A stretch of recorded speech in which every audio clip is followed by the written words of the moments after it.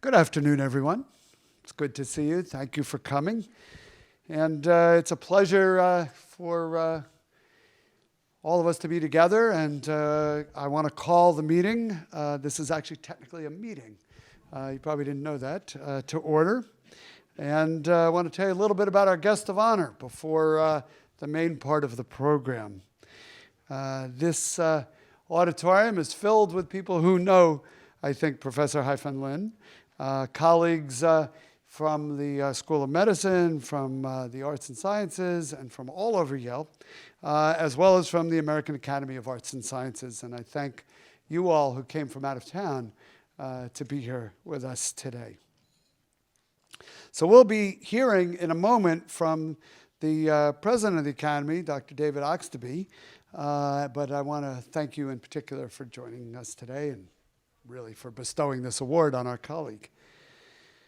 So we think of our mission as improving the world for today and for future generations through outstanding research and scholarship and education.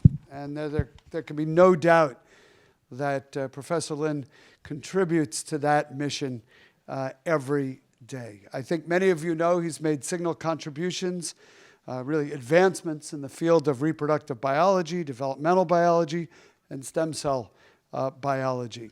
And his achievements range from a demonstration of stem cell asymmetric division, proof of the stem cell niche theory, the discovery of the Pee-wee protein family, examination of its function in stem cell maintenance, germline development, epigenetic programming, post-transcriptional regulation. Professor Lin and others have also discovered that millions of small non-coded RNAs that are encoded, non-coding RNAs that are encoded by junk DNA and partner with Pee-wee proteins, called Pee-wee interacting RNA, was a discovery hailed by Science magazine as one of the top 10 breakthroughs of 2006. Professor Lin also has done groundbreaking research on stem cells and their use in the diagnosis and treatment of disease, and obviously the potential applied implications of that work are quite dramatic. As Yale's president, I know Haifan primarily as the director of our Stem Cell Center. And I just want to say that that center has grown into a vast network involving many faculty members from across the university, several departments and disciplines. It began really as a kind of modest undertaking, 2 founding labs. Now there are 100 participating, more than 100 participating labs. It's the largest stem cell research organization in the world. Last week I was in Hong Kong, and people were telling, including the president of the Chinese University of Hong Kong, telling me about Haifan's Stem Cell Center. Guided by Haifan's curiosity, quest for knowledge, and enthusiasm, I would say, the center aims to advance our understanding of human stem cell biology and to harness its potential for improving health. He works on removing the barriers between the present and the possible. So, Haifan, Professor Lin, we take immense pride in this recognition of all your contributions in research and education, indeed your contributions to humanity. Our success, Yale University's success in such a vital field of scientific inquiry would not be possible without your brilliance and energy.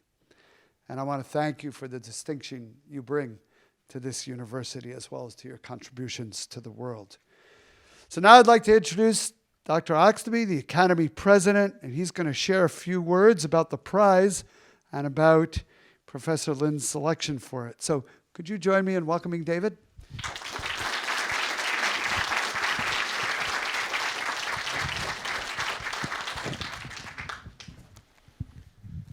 Thank you, Peter. We're grateful for your hospitality and very glad to be here at Yale to celebrate Haifan Lin with the American Academy's Amory Prize for Reproductive Biology. Congratulations, Peter, on an incredible decade as president of Yale. As I'm also nearing the end of my presidency, I want to take the opportunity to thank you for your partnership, both as an individual Academy member and as leader of an essential institution in our affiliate network. As an affiliate, Yale provides crucial support for the work of the Academy. I also want to thank the co-chairs of the Academy's New Haven Program Committee, Isabella Maris, Professor of Political Science, and Stephen Wilkinson, Director of the Macmillan Center, for their work to foster community among Academy members. We're proud to have over 180 Academy members affiliated with Yale University.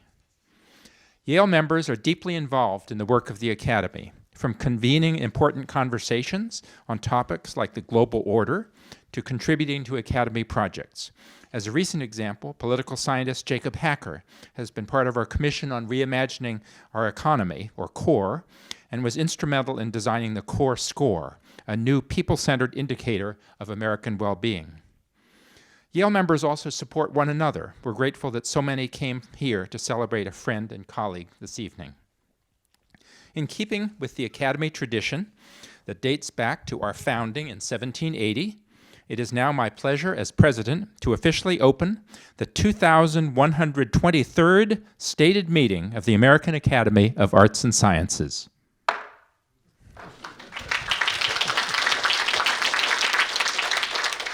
The American Academy was founded in 1780 by a group of scholar patriots to guide the new nation with the mission to, in their words, cultivate every art and science which may tend to advance the interest, honor, dignity, and happiness of a free, independent, and virtuous people.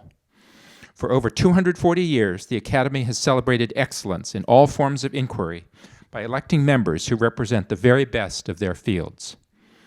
We also celebrate excellence through 11 prizes, which are awarded infrequently in recognition of especially remarkable contributions to science, the humanities, and the ideals of the Academy. This year, under the leadership of Prize Committee Chair Pauline Yu, President Emerita of the American Council of Learned Societies, the Academy will confer just 2 prizes: the Don M. Randall Award for Humanistic Studies to Kwame Anthony Appiah, and the Amory Prize to Haifan Lin. The Francis Amory Prize was first awarded in 1940 to recognize outstanding scientific achievements in the field of reproductive biology. The history of the Amory Prize chronicles the trajectory of the field, which has advanced significantly over the past 84 years as scholars continue to build on the discoveries of their colleagues who came before. Modern recipients include David Page in 1997, Patrick Walsh in 2012, Barbara Jean Meyer in 2017, and most recently, Ruth Lehman and Gertrude Schupbach, who were awarded jointly in 2020 for advancements in DNA repair, embryonic development, RNA regulation, and stem cell research. Tonight, we celebrate Haifan Lin for his numerous and essential discoveries in stem cell research.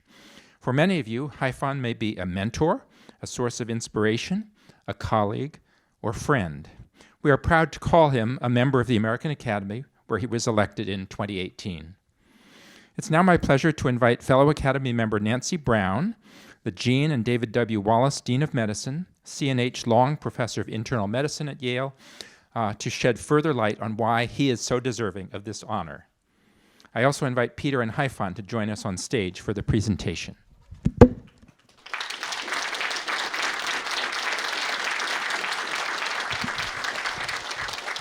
Thank you. It is my honor to read the award, but before I do, I'd like to make a few comments about Haifan. I'd point out Haifan's many titles and his many departments. And I think that speaks to the fact that, Haifan, you are a leader among other thought leaders, not just in the School of Medicine, but of course internationally. You are also an incredible mentor, and many who you have mentored are here today. But most importantly, I think even greater than the honor of receiving the Amory Prize is the honor of looking at this auditorium full of your peers, many of whom have put ties on. And I'm always grateful for your advice in the School of Medicine. I'll point out that you were recruited to lead the Stem Cell Center in 2006 by Bob Alpern, who is in the audience. And we've heard already that you have grown that center to over 100 faculty and are continuing to grow the center. So, and now the award, the Francis Amory Prize. The American Academy of Arts and Sciences was founded by a group of patriots who devoted their lives to cultivating every art and science which may tend to advance the interest, honor, dignity, and happiness of a free, independent, and virtuous people. Established in 1940, the Francis Amory Prize is awarded to an individual for their overall contributions to and influence in the area of reproductive medicine and physiology. For his distinguished achievements, the American Academy confers the Francis Amory Prize on Haifan Lin. Throughout your career, you have been at the forefront of groundbreaking discoveries that have reshaped our understanding of stem cell biology. Your seminal research has unraveled the intricate molecular mechanisms governing stem cell fate determination, providing invaluable insights into the fundamental principles that underlie tissue regeneration and disease pathogenesis. And your relentless pursuit of scientific excellence and unwavering dedication to advancing our understanding of stem cell biology have profoundly impacted both research and clinical practice, inspiring scientists worldwide. Your pioneering work, which includes the demonstration of stem cell asymmetric division, the proof of the stem cell niche theory, and the discoveries of the Argonaut Peewee gene family and piRNAs, has illuminated the complex interplay of molecular signals that govern stem cell self-renewal and differentiation. These discoveries have opened, as you have described, a new world of genes and new avenues for therapeutic intervention in regenerative medicine. Beyond your scientific achievements, your visionary leadership and steadfast commitment to mentorship have empowered a new generation of scientists and clinicians, fostering a culture of innovation and collaboration in stem cell research. Renowned researcher, champion of scientific outreach, and tireless advocate for raising awareness about the transformative potential of stem cell research, you serve as a beacon of inspiration, reaffirming the importance of scientific inquiry in addressing the most pressing challenges facing humanity. Awarded this 26th day of March, 2024.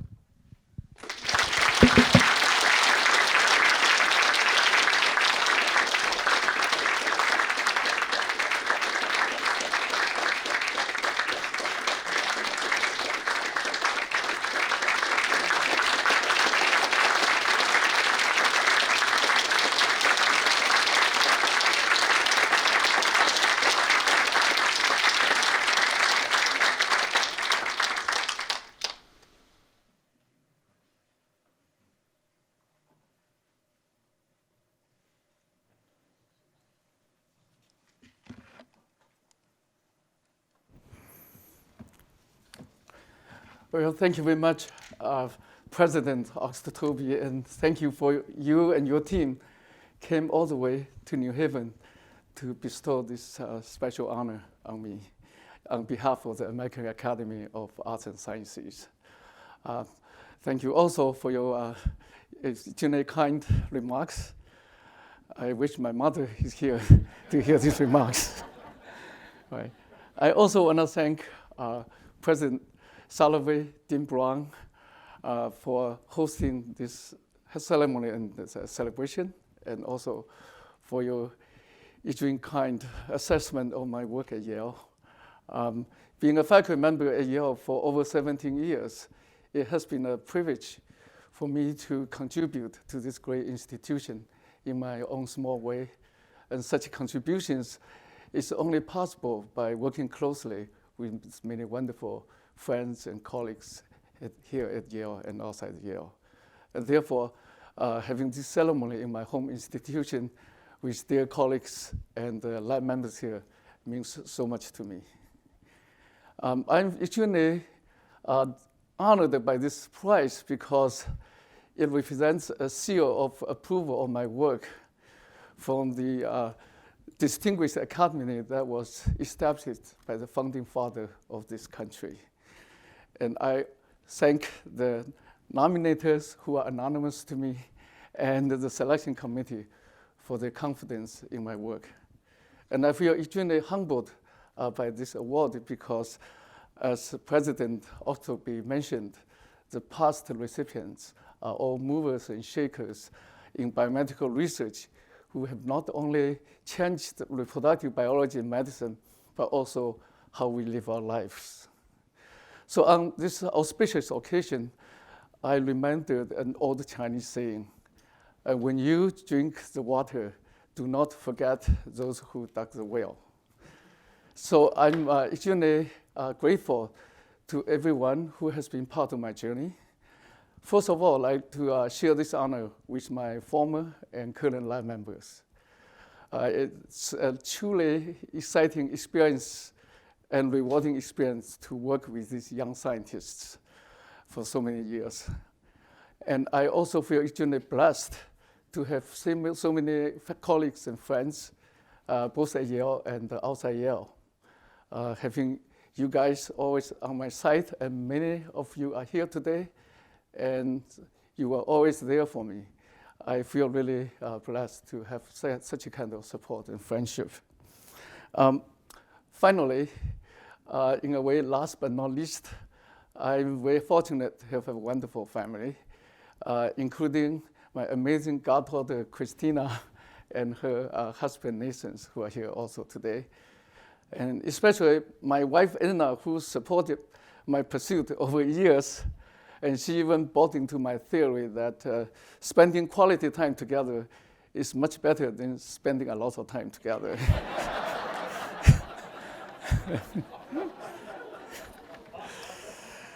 So the Academy asked me to tell a bit about my life and my research to you. So I must share with you that 40-some years ago, when I was a high school graduate, I never imagined I would be here because I graduated from the one and only high school on a small island in China. And that island, I have a map here, is off the coast of mainland China with only about 40,000 people. And it's right next to Shanghai, by saying right next, that's 300 miles south of Shanghai. When I was a high school student, I was very interested in engineering, but not so much biology. And my engineering aspiration was actually to become an electrician. And however, around the time of my graduation, genetic engineering became a very trendy term in China. And lured by the word engineering, I became a biochemist major at Fudan University in Shanghai. But soon after I entered the Fudan, I realized that biochemistry is not engineering, but even much more intriguing. So to expand my biological interests, after I graduated from Fudan, I went to Cornell to pursue my PhD training in development and genetics. Consequently, China lost a potentially talented electrician. While at Cornell, I worked on early embryogenesis guided by Professor Mariana Wolfner. And during that period of training, I became very interested in many developmental biology questions. And by the time I graduated, I became particularly interested in stem cells. So to pursue my stem cell interest, at that time, stem cell field was an esoteric field. So I need to find a lab who could accommodate my interest. And I was very lucky to find Dr. Alan Sperling's lab at Carnegie Institution of Washington, who took me in. And in his lab, I started to work on stem cells using the little fly, in this case, fruit fly ovaries, as a model. And I took this project to Duke to start my own lab. And there I also expanded stem cell research to the mammalian side. I enjoyed my Duke experience a lot, and I was there for 12 years. I was thinking I would devote the rest of my career in North Carolina and then retreat to Florida to enjoy my geriatric spring break.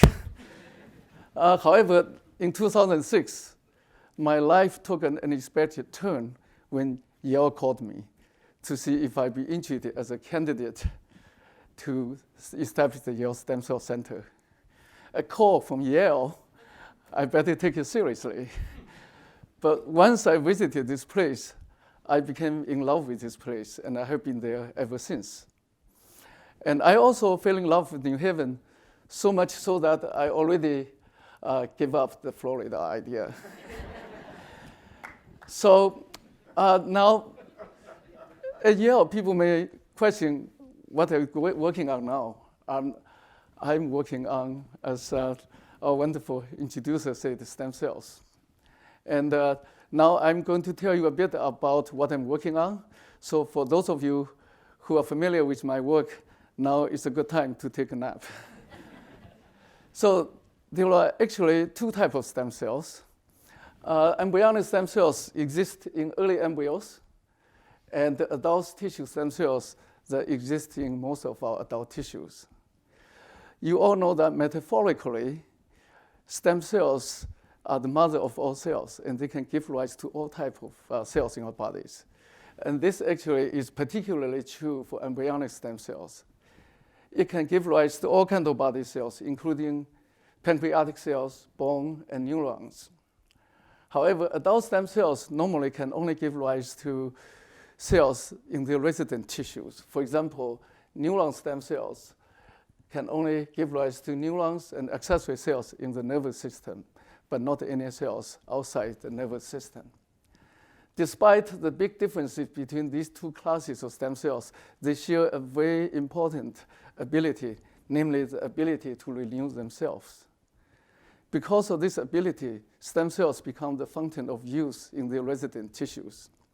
And this ability fascinated me and became my career-long pursuit.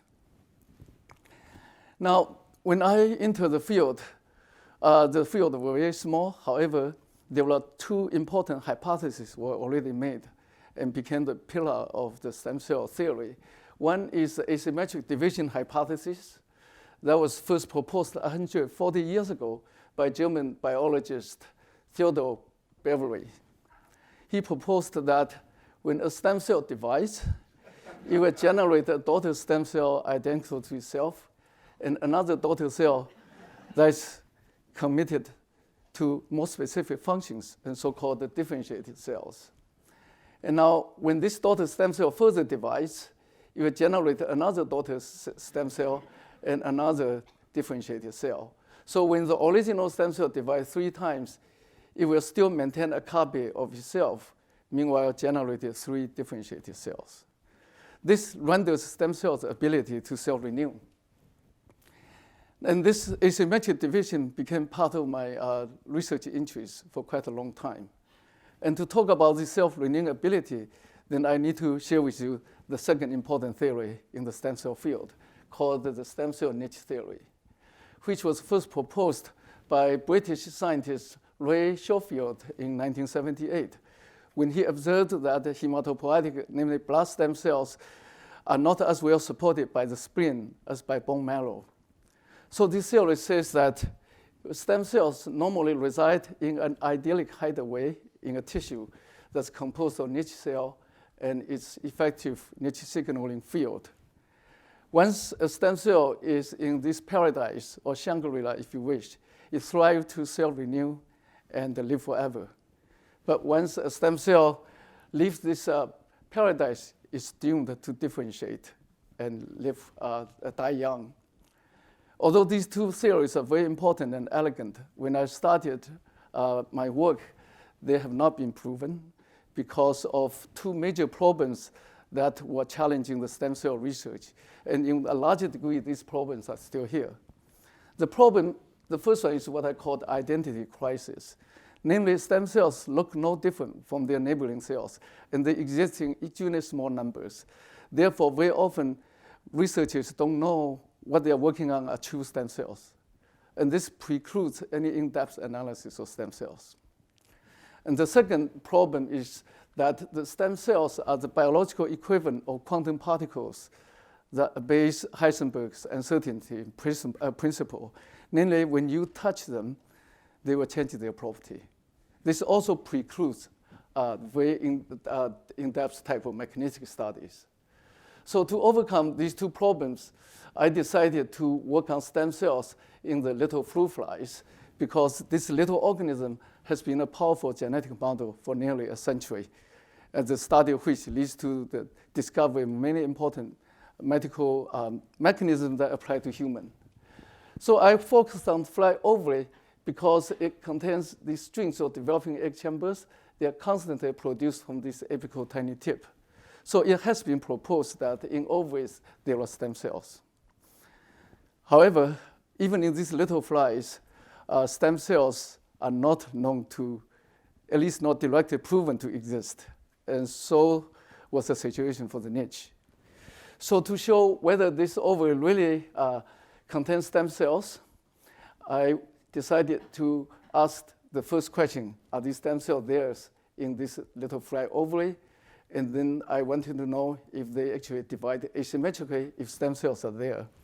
And after that, I wanted to know whether these stem cells do have a niche for their survival and function.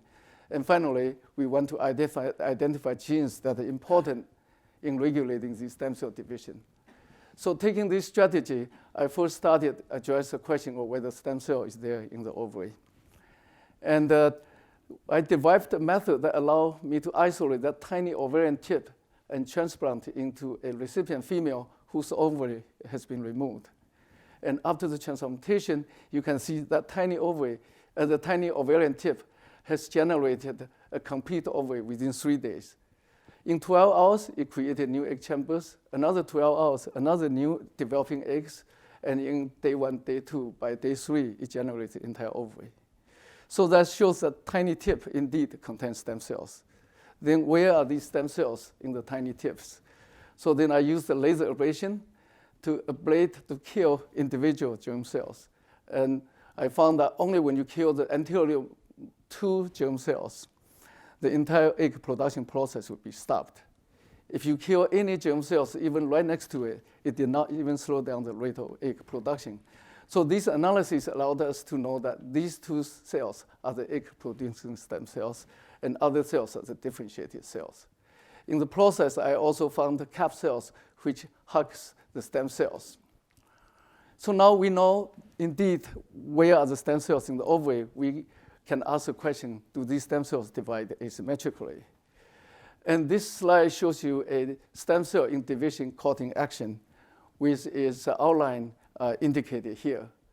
Biologists in the room all know that this green structure inside the stem cell is called the mitotic spindle.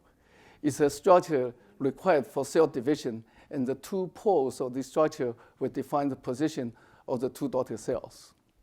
So as you can see that after this stem cell divides, this daughter cell will still remain in contact with these cap cells, which are shown partially here, and remain as a stem cell, whereas this daughter cell will become 1 cell away and will become a differentiated daughter cell. So this is a very clear indication of the asymmetry of stem cell division. And in the process, we also discovered a new structure, or biologists called the organelle, that we named the spectrosome, that can anchor 1 pole of the mitotic spindle and to mark the asymmetry of the division. So now we know where are the stem cells and how they divide. We want to know, is there any niche cell related to them? So we found that when we ablated these anterior somatic cells, normally just called normal body cells, this partial ablation will affect the stem cell behavior significantly. So this initial observation and subsequent molecular analysis allows us to know that these cells are actually niche cells for these stem cells. So just to summarize this part, by using this simple organism as a model, we were able to unambiguously identify stem cells and their niche cells, and to show the asymmetric division of stem cells and the niche function in this process. So now the question becomes, what are the genes that control such important self-renewing division of stem cells? And as both Peter and David and Nancy also alluded to their introduction, we discovered quite a number of very important genes. And using this particular gene family called the Argonauts PV gene family as an example, it encodes proteins that has 4 domains, 4 localized structures. And this structure is resolved by Ding Xiao Patel, a colleague of mine. And as you can see, these proteins can bind to small RNAs and also can cleave RNAs. And this gene family can be divided into Argonaute and PV subfamilies. The Argonaute subfamily proteins bind to small interfering RNAs and microRNAs that biologists know, and they play a very important role in regulating gene expression in most cell types. Andy Fire and Craig Mello, who discovered the RNA mechanism, that discovery leads to revolutionary impact, not only in research, but also in patient treatment. My lab was focused on the PV subfamily gene because they are mostly expressed in the germline and primitive stem cells. And as our introducers have alluded to, in 2006, my lab and 3 other labs independently discovered another class of small non-coding RNAs, means they don't make proteins that interact with PV proteins. We call the piRNAs. And these piRNAs mostly, just like PV proteins, only exist in the germline, reproductive cells, and primitive stem cells. One amazing thing about these piRNAs, they're actually encoded by genes that are hiding in the part of genome that people used to call junk DNA. Many of you know that the study of molecular biology in the past few decades, or several decades, in fact, has been focused on the central dogma, which tells us that genetic information in DNA is transcribed into messenger RNAs, which then instruct the production of proteins, and that's how life gets started. The discovery of microRNAs and siRNAs further enriched this dogma. However, this dogma only talks about 1% of our human genome. How about the rest 99% of that genome used to be called junk DNA? And I prefer to call terra incognita because we know so little about them. And we found that these piRNA encoding genes are actually hiding all in this so-called junk DNA region. So we were euphoric about this discovery because if you liken the genome as a world, then the traditional protein coding genes are like the old world. And suddenly we found ourselves landed ashore of a competitive world, new world with new type of genes and new type of gene products. So to celebrate this discovery, I baked a pie for the first time for my lab. It reads as piRNA. And as Peter mentioned, this discovery was rated by Science as one of the 10 breakthroughs that year. Hooplas aside, a very important question still remains. Are these piRNAs functional in any way? So in the past 10 to 15 years, we have been working on that question. And this slide summarizes that. Again, if we liken our genome as a world, then in this world, we know very well about 23,000 traditional genes. We also know to some extent there are about 1 million copies of jumping genes called transposons, which are viewed as the parasites of the genome. In addition, we found the piRNA coding genes, and after that, a number of labs discovered yet another new kind of genes that encoding long RNAs but without protein coding ability. They're therefore called link RNA, means long non-coding RNA. And we often forget that our genome also contains more than 30,000 pseudogenes, which looks like a real gene, but it's non-functional and are often viewed as the dead carcass of real genes on their way out during evolution. And finally, many of you know that our genome contains centromeres that's important for chromosome segregation and telomeres that protect our genome from being shortened. So our work in the past decades or so showed that the PV and piRNA molecules together play a very important role in regulating the activity of traditional genes. They also regulate the activity of these jumping genes, and the piRNA also regulate the activity of the link RNA genes. In addition, we showed that these jumping genes can also regulate the activity of traditional genes, and even the so-called dead pseudogenes play a very active role in regulating the activity of these traditional genes. And finally, piRNA can even regulate the centromere and telomere activities, as we found recently. So the PV-piRNA pathway really is representing a new paradigm that unites the entire genome. And this kind of uniting function today is much needed in this real world. And in the past few years, we have found that this new paradigm of gene regulation has very important medical implications, such as when they become overactive, they promote breast cancer, gastric cancer, seminomas, prostate cancer, liver cancer, and colorectal cancer. So we are very excited about the possibility of finding this new mechanism will provide us in terms of potential new therapies to this. So in reflecting my research, I'm very fortunate to have worked closely with generations of my trainees, from Duke days to the first batch at Yale, to the second batch at Yale, to the third batch at Yale, and now to the current batch with a few shy ones missing from the picture. Most importantly, I want to thank all of you here for your friendship, for your support, and for being here today with me on this special occasion. Thank you very much.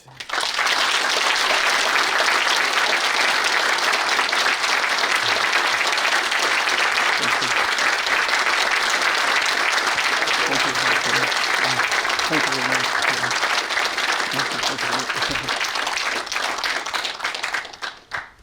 Well, thank you. Thank you, Haifan, and for an inspiring talk, and a talk really geared to all of us. Really appreciate that. Thank you so much. And thank you all for joining us this afternoon in order for us to congratulate Haifan as a community. It's really great to see primarily our faculty saluting a fellow faculty member for an academic accomplishment. That's really what the university is primarily about, as well as, of course, our students. So our celebrations really have only just begun with this formal part of the program. We're now going to recess to a more informal reception up in the common room, and I hope everybody can stay for that. Because this is an official meeting of the American Academy of Arts and Sciences, I need to bring it to close. So I adjourn the 2123rd meeting of the Academy.